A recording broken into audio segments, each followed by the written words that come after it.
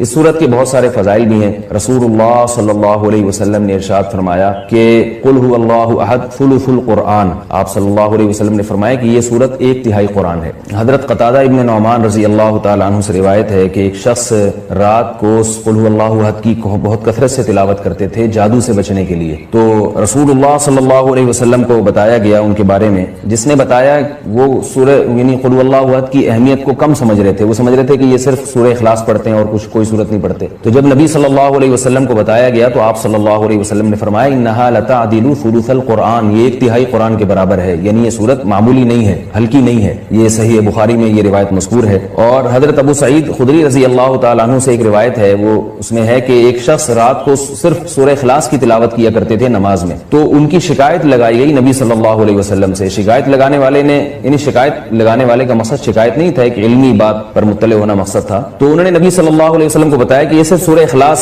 پڑھتے ہیں، یعنی وہ بھی سمجھ رہے تھے کہ یہ تو ایک چھوٹی سی صورت ہے اور بھی قرآن پڑھنا چاہیے۔ تو آپ صلی اللہ علیہ وسلم نے اس موقع پر بھی فرمایا کہ انہا لتعدل ثلث القرآن، فرمایا کہ یہ صورت 1/3 قرآن کے برابر ہے، یعنی یہ صورت معمولی صورت نہیں ہے۔ پھر حضرت عائشہ رضی اللہ تعالی عنہا سے روایت ہے کہ آپ صلی اللہ علیہ وسلم جب بستر کی طرف جاتے تو آپ صلی اللہ علیہ وسلم قل هو اللہ احد، قل اعوذ برب الفلق، قل اعوذ برب الناس، یہ تینوں صورتیں پڑھ کے اپنے ہاتھ پہ پھونک مارتے اور اپنا ہاتھ پورے جسم پہ پھیر لیتے۔ یہ اہتمام آپ صلی اللہ علیہ وسلم نے اس وقت فرمایا جب آپ صلی اللہ علیہ وسلم پر جادو ہوا، اس کے بعد آپ صلی اللہ علیہ وسلم کا ہمیشہ یہ معمول رہا ہے۔ یہ بھی صحیح بخاری کی روایت ہے۔ صحیح بخاری کی ایک اور روایت میں ہے کہ حضرت عائشہ رضی اللہ تعالی عنہا فرماتی ہیں کہ ایک مرتبہ رسول اللہ صلی اللہ علیہ وسلم نے جہاد کے لیے ایک لشکر بھیجا، تو اس میں جو امام تھے وہ سورہ اخلاص کی بہت زیادہ تلاوت کیا کرتے تھے نماز میں۔ صحابہ کرام کا جب یہ لشکر واپس لوٹا ہے تو آپ صلی اللہ علیہ وسلم کو بتایا گیا کہ یہ سورہ اخلاص بہت زیادہ پڑھتے تھے نماز میں، تو آپ صلی اللہ علیہ وسلم نے ان سے پوچھا کہ تم یہ کام کیوں کرتے تھے، سورہ اخلاص تم اتنی زیادہ کیوں پڑھتے تھے؟ تو ان صحابی نے فرمایا کہ اس میں رحمان کے اوصاف بیان کیے ہیں، اللہ کی حمد و ثنا ہے،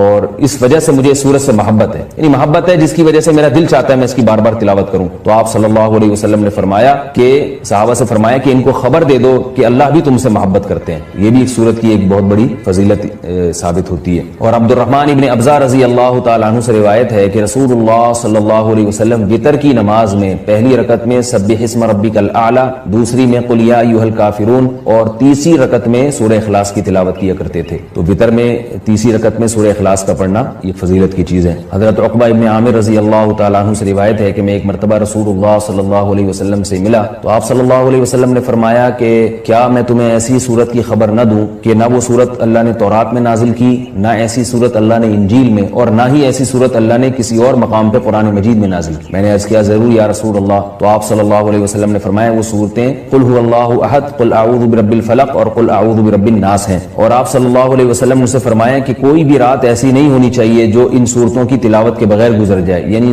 ہر رات میں یہ تینوں صورتوں کی تلاوت لازمی کیا کرو۔ تو عقبہ ابن عامر رضی اللہ تعالیٰ عنہ فرماتے ہیں پھر پوری زندگی مجھ سے کبھی بھی ان تینوں صورتوں کی تلاوت رات میں نہیں چھوٹی اور کبھی بھی ناغہ نہیں ہوا۔ اور حضرت ابو ہریرہ رضی اللہ تعالیٰ عنہ سے ایک اور روایت ہے کہ رسول اللہ صلی اللہ علیہ وسلم نے کسی شخص کو قل اللہ احد کی تلاوت کرتے ہوئے دیکھا تو آپ صلی اللہ علیہ وسلم نے فرمایا کہ واجب ہو گئی۔ صحابہ نے پوچھا یا رسول اللہ کیا چیز واجب ہو گئی؟ آپ نے فرمایا کہ اس کی تلاوت کرنے والے کے لیے جنت واجب ہو گئی۔ یہ تو اس صورت کے کچھ فضائل تھے جو میں نے آپ کے سامنے بیان کیے۔ اس صورت میں ہمیں اسباق کیا ملتے ہیں؟ پہلی تو سبق ہمیں توحید کا ملتا ہے کہ اسلام توحید کے بغیر کامل نہیں ہے، بلکہ اسلام مقبول ہی نہیں ہے۔ آج بہت سارے لوگ اللہ تعالیٰ کو معبود تو کہتے ہیں مگر اللہ کے سوا مشکل کشا، حاضر ناظر اور مختار کل ایسے ایسے الفاظ ایجاد کیے ہوئے ہیں جو غیر اللہ پر بھی اس کا اطلاق کرتے ہیں۔ بعض لوگ قبر پرستی کا شکار ہیں، بعض لوگ رسول اللہ صلی اللہ علیہ وسلم کو عالم الغیب کہتے ہیں، حاضر ناظر کہتے ہیں، جبکہ ہمیں اس صورت میں کیا سبق مل رہا ہے کہ اللہ یکتا ہے، اس جیسا کوئی بھی نہیں۔ تو اللہ اگر مشکل کشا ہے، حاجت روا ہے، تو پھر اگر ہم مخلوق کو بھی مشکل کشا اور حاجت روا کہہ دیں تو اس کا مطلب یہ ہوا کہ مخلوق بھی اللہ جیسی ہے۔ اس لیے کہ جو معبود ہے اس کی دو بنیادی صفات ہیں، علم اور قدرت۔ معبود میں دو چیزوں کا ہونا ضروری ہے، یعنی آپ جس کی عبادت کرتے ہیں اس میں دو صفات کا اعلیٰ وجہ الکمال ہونا ضروری ہے۔ ایک یہ کہ اس کی قدرت کامل ہو، وہ جو چاہے کر سکتا ہو،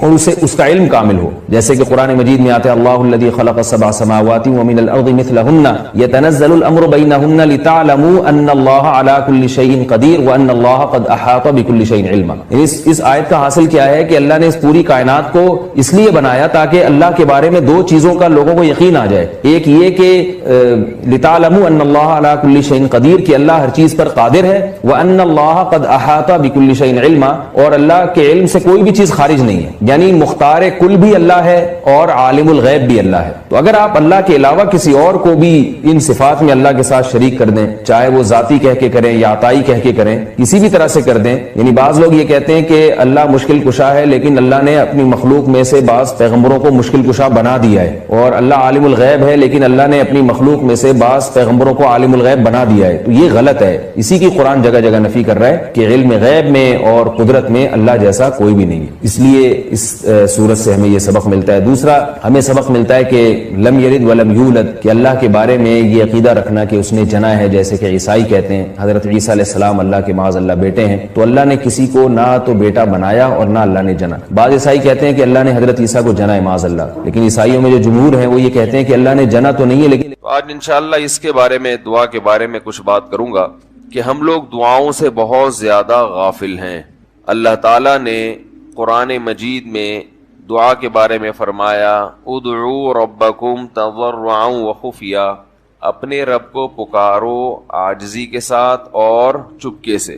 جیسے اللہ نے نماز کا حکم دیا, اللہ نے زکوٰۃ کا حکم دیا, بالکل اسی طرح سے اللہ نے مانگنے کا حکم بھی دیا ہے کہ ہم کس سے مانگیں؟ اللہ سے. اللہ سے مانگیں اور مانگیں, یعنی اللہ کے علاوہ کسی اور سے نہیں مانگیں, اور اللہ سے بھی باقاعدہ مانگیں, مانگنے کا عمل جاری رکھیں. آج جہاں باقی عبادتوں میں سستی ہو رہی ہے, دعاؤں میں بھی لوگ پیچھے چلے جا رہے ہیں. مانگتے ہی نہیں ہیں, اور مانگتے ہیں تو پتہ نہیں کس اسٹائل سے مانگتے ہیں, توجہ نہیں ہوتی. اجتماعی دعاؤں پر زیادہ زور ہے, انفرادی پر زور نہیں. کہیں مجمع دعا مانگ رہا ہوتا تو ہاتھ اٹھا کے آمین آمین شروع کر دیں گے, بس ٹھیک ہے وہ بھی جائز ہے, لیکن دعا میں جو اصل ہے وہ انفرادی ہے. دیکھیں, جب آپ کسی سے اپنی حاجت پوری کرنے کے لیے, کچھ مانگنے کے لیے جاتے ہیں تو اکثر آپ کی کوشش ہوتی ہے کہ اس سے اکیلے میں ملوں. اکثر کوشش کیا ہوتی ہے؟ سب کے سامنے نہیں, بلکہ آپ اس کو لیں گے بھائی تھوڑی دیر کے لیے, ذرا مفتی صاحب آپ سے کام ہے. ایسا ہی ہوتا ہے نا, ذرا چھاؤں میں آ جائیں تھوڑی دیر کے لیے. لوگ کہتے ہیں نا مفتی صاحب کہہ رہے ہیں بھائی یہیں پوچھ لو, کہہ رہے نہیں ذرا سائڈ پہ آ جائیں. تو سائڈ پہ جانے کے بعد پھر آپ کہتے ہیں یہ مسئلہ ہے, فلانا مسئلہ ہے, ڈمکانا مسئلہ ہے. تو سائڈ پہ لے جانے سے بعض دفعہ یہ بھی ہوتا ہے کہ سب کے سامنے آدمی اپنی بات نہیں لانا چاہ رہا ہوتا, اور بعض دفعہ یہ بھی ہوتا ہے کہ میں اپنی بات توجہ کے ساتھ سنا سکوں. تو دعا میں انسان, اللہ تو سب کی بات سنتا ہے, مجمع میں بھی اور تنہائی میں بھی, لیکن آپ دعا مانگنے میں جو آپ کی طبیعت لگے گی, توجہ سے مانگو گے, وہ تنہائی میں زیادہ شوق سے, زیادہ رغبت سے مانگ سکتے ہو. اجتماع میں ایسی رغبت اور ایسی شوق سے انسان دعا نہیں مانگ سکتا. تو انفرادی دعائیں ہی ختم ہوتی جا رہی ہیں. قرآن مجید میں اللہ تعالیٰ نے رمضان کی جو آیتیں ہیں ان آیتوں کے بعد ذکر کیا وَإِذَا سَأَلَكَ عِبَادِي عَنِّي فَإِنِّي قَرِيب, اے نبی ان سے کہہ دیجئے کہ جب یہ مجھ سے میرے بارے میں پوچھیں تو آپ ان کو بتا دیں کہ میں بہت قریب ہوں تمہارے. اجیب دعوت الداعی اذا دعان, جب کوئی پکارنے والا, دعا مانگنے والا مجھ سے دعا مانگے گا تو میں اس کی پکار کا جواب بولے بھائی, اس پکار کا جواب دوں گا. پکار کا جواب دینے کا مطلب کیا ہوتا ہے؟ قبول کروں گا اس کی دعا. جواب کا یہ مطلب نہیں کہ اچھا میں نے سن لیا ہے چلو. ایک جواب تو یہ بھی ہوتا ہے نا, اچھا اب چپ ہو جا. ہم کسی کو پکار رہے ہوں, اگلا کہتے ہیں اچھا بھائی ٹھیک ہے پتہ چل گیا, اب چپ کر کے بیٹھ جاؤ آرام سے. تو اللہ تعالیٰ جب جواب دیتے ہیں تو کیا مطلب ہوتا ہے کہ اللہ تعالیٰ وہ دعا قبول کر رہے ہیں. ہم دعا کثرت سے مانگتے کیوں نہیں ہیں؟ اس کی وجہ یہ ہے کہ ہمارے ذہن میں ایک چیز شیطان نے بٹھا دی ہے کہ مانگو تب بھی ویسے کے ویسے ہی ہے, نہیں مانگو تب بھی ویسے کے ویسے. وہ فلاں آدمی تو نہیں مانگتا, وہ تو پھر بھی اس کی تنخواہ اچھی مل رہی ہے, اور میں تو کئی سالوں سے دعائیں مانگ رہا ہوں, اے اللہ میری تنخواہ ڈبل نہیں کر سکتا تو کم از کم 50% ہی بڑھا دے. تو میں تو وہیں کا وہیں ہوں, میری تنخواہ میں تو کوئی اضافہ ہو نہیں رہا. تو ہم تو دیکھتے ہیں کہ ادھر دعا مانگو کچھ بھی نہیں ہو, سوائے ثواب کے کچھ بھی نہیں ملتا. یہ وہ چیز ہے جو انسان کو دعاؤں سے روکتی ہے. حالانکہ ہم پیغمبروں کی زندگی دیکھتے ہیں تو بات بات پر دعائیں مانگتے تھے, بہت کثرت سے, بہت زیادہ. نوح علیہ السلام, اچھا اللہ نے ان کی دعاؤں کو قرآن میں ذکر بھی کیا ہے. مناجات مقبولہ ایک دعاؤں کی کتاب ہے.